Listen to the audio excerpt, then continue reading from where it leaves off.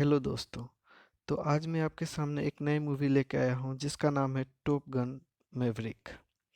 दोस्तों, आपको ये बता दूँ कि टॉप गन यूएस नेवी की विख्यात ट्रेनिंग एकेडमी है। इसका full form United State navy strike fighter tactics instructor program यानी एसएफटीआई प्रोग्राम है। इसमें नेवी के कुछ चुनिंदा फाइटर्स को युद्ध की खतरनाक ट्रेनिंग दी जाती है। इन फाइटरों से सारी दुनिया के दुश्मन कांपते हैं और इनका मुकाबला करना सबके बस की बात नहीं है। यह फिल्म इसी एकेडमी की पृष्ठभूमि पर आधारित है। तो चलिए स्टार्ट करते हैं। मेवरिक नामक एक युवक यूएस की नेवी में एक कैप्टन था। वह एक फाइटर पायलट था और टॉप गन नामक नेवी एकेडमी से ट्रेन हुआ था। बहुत सी अचीवमेंट प्राप्त करने के बाद भी मेवरिक का प्रमोशन नहीं हो रहा था, क्योंकि वह अपने सीनियर से बहुत से ऑर्डर का पालन नहीं करता था जो उसे गलत लगते थे। वहीं उसका दोस्त आइसमैन अब तक एक एडमिरल बन चुका था और वह हमेशा मेवरिक का बीच बचाव करता रहता था, क्योंकि उसे लगता था मेवरिक यूएसए नेवी के लिए बहुत बड़ा एसेट है। लेकिन रियर एडमिरल हेमर की मेवरिक से नहीं बनती थी। उसे मेवरिक के तौर तरीके पसंद नहीं थे। एक दिन हेमर मैवरिक को उसके डार्क स्टार नामक प्रोजेक्ट को बंद करने के लिए कहता है। वह कहता है कि अब ड्रोन का जमाना है और भविष्य में क्रू वाले फाइटर प्लेन किसी काम के नहीं रहेंगे, इसलिए रिसर्च का पैसा ड्रोन पर खर्च होना चाहिए।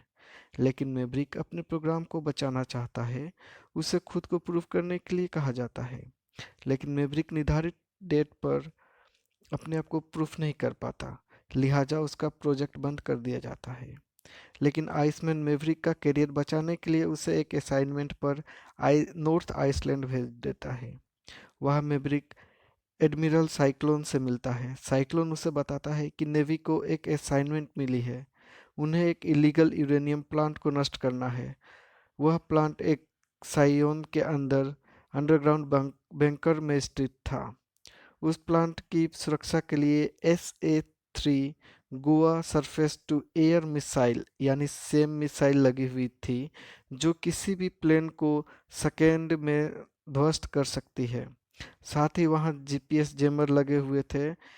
इसके अलावा इसके अलावा साइकोई Su-57 और F-14 टॉमकैट फाइटर जेट भी इस प्लांट की रक्षा के लिए हमेशा तैनात थे। यह सुनकर मैवरिक कहता है कि वह FA-18E-F सुपर हॉर्नेट लड़ाकू विमानों और लेजर गाइडेड बॉम्बों की सहायता से उस प्लांट को ध्वस्त कर सकता है।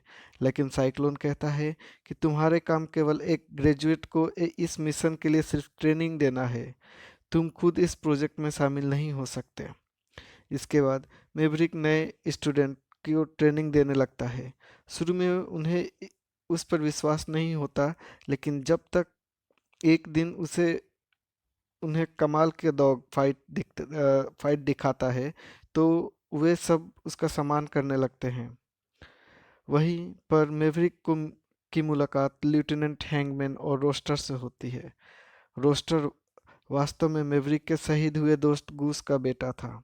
हैंगमैन और रोस्टर एक दूसरे को नापसंद करते थे। हैंगमैन काफी जोशीला था, जबकि रोस्टर सावधानी पूर्वक विमान चलाने के पक्ष में होता था। इसलिए दोनों में तकरार होती रहती थी। मैवरिक भी रोस्टर को इग्नोर करता था और उसे ट्रेनिंग भी नहीं देता था। रोस्टर को समझ नहीं आ रहा था कि मैवरिक उसके साथ ऐसा क्यों कर रहा था। इसी दौरान मैवरिक अपने पुराने गर्लफ्रेंड पेनी से मिलता है। वह पेनी को बताता है कि रोस्टर की माँ ने उससे वादा लिया था कि रोस्टर को भी पायलट न बनने दे, क्योंकि उसके पिता शहीद हो गए थे, जिससे रोस्टर की माँ डर गई थी कि वह उसका बेटा भी मारा जाएगा। लेकिन इस बात का रोस्टर को पता नहीं था और एक दिन वह मैवरिक से बहस करता है और आरोप लगाता है कि वह जानबूझकर उसके करियर को खराब कर रहा है, और यह भी कहता है कि उसकी वजह से उसके पिता की जान गई थी। इससे मैवरिक धर्म संकट में पड़ जाता है। वो अपने दोस्त आइसमैन से बात करता है और कहता है कि उसे समझ नहीं आ रहा है कि वो रोस्टर के साथ क्या करे। आइसमैन कहता है कि नेवी को रोस्टर की ज़रूरत है और अब मैवरिक का वायदा मायने नहीं रखता, क्योंकि रोस्टर पहले से बहुत अच्छा फाइटर प्लेन बन चुका है। इसलिए मैवरिक अपने वादे को भूलकर रोस्टर को और बेहतर बनाए। इसके बाद मैवरिक रोस्टर को ट्रेन करना लगता है और दोनों में बहुत अच्छी बॉन्डिंग होने हो जाती है।